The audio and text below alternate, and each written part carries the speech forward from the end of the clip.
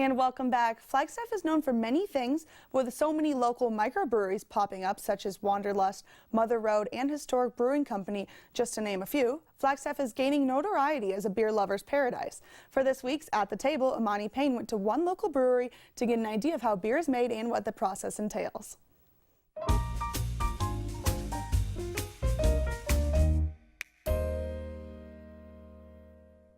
On this week's At the Table, we take you behind the scenes to give you a look at the beer making process at the Lumberyard Brewery. It starts with grain, delivered inside where it's then beaten and the inside is broken out. Then it's put into a giant kettle where the hot water converts the starch into sugar. We're basically creating sugar water, colored flavored sugar water, which is called wort, W-O-R-T. Then they add hops and boil the entire mixture, lastly adding yeast to make alcohol. So what the yeast does is it eats the sugars that we've created and it produces CO2 and alcohol. So the alcohol is what ideally we're going for. So the more sugar there is in that beer or wort, the more potential for alcohol.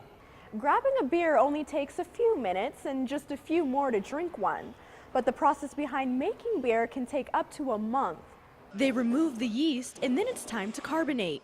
Once it's carbonated, they can it up and ship it out. Lumberyard Brewery is just one of the many we have here in Flagstaff, as we have more microbreweries than most towns in Arizona.